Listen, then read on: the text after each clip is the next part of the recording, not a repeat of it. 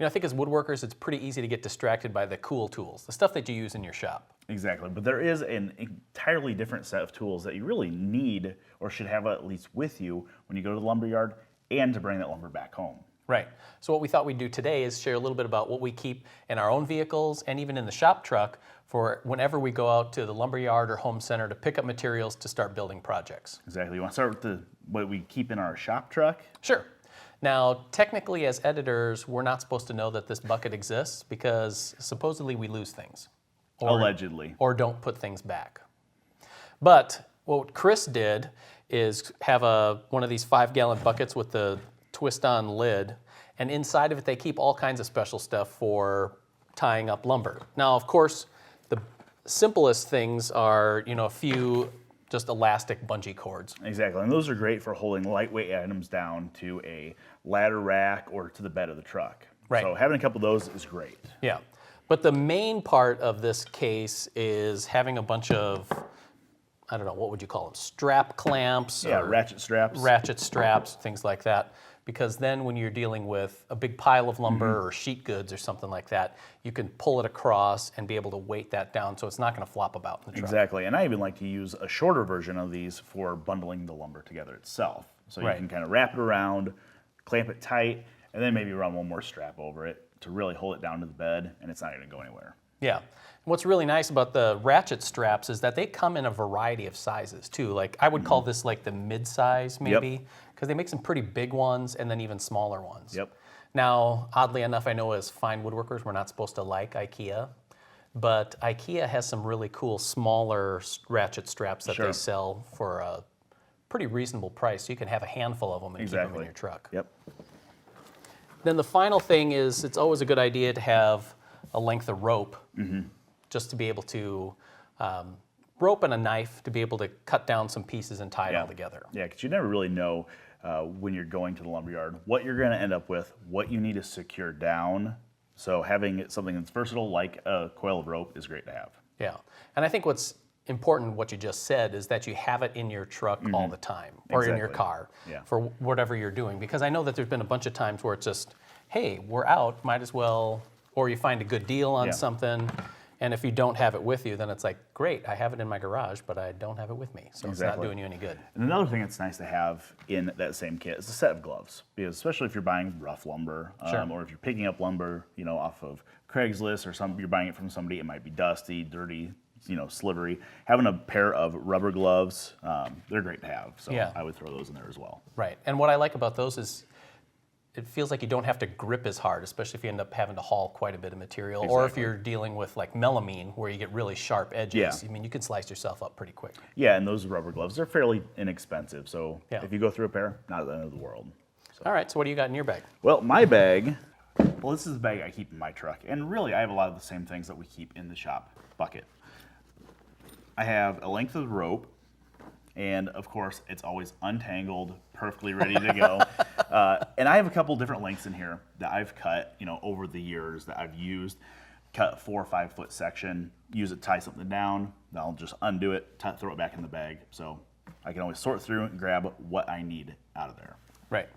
I also keep a couple of these. These are these silly little long twist ties. They're rubber, and they work great. They look silly, and I thought I would never use them, and I got them for Christmas one year, and I use them all the time. Oh, yeah? So, maybe not hauling lumber, but hauling canoe, hauling other stuff, they work great. Right, or just some of the other gear or accessories that you just kind of have around. Exactly. And then having a roll of plastic wrap, is great, especially for long, floppy items like a lot of molding, stuff like that you get in longer lengths. You can bundle them together.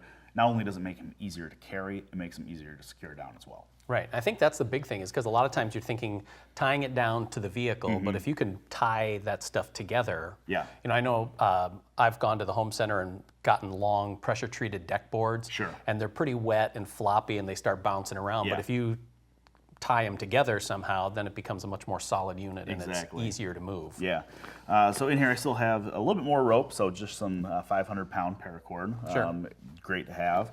And then I have my selection of ratchet straps. Oh yeah, see, those are the smaller ones too. Yeah, they are, and these work pretty well. They don't necessarily last as long as some of the bigger ones. Sure. These tend to get beat up, but they're fairly inexpensive, so I keep a couple of them in there, and I probably have a few more floating around in the bed of my truck or underneath my my seats that I like to use. So those are great.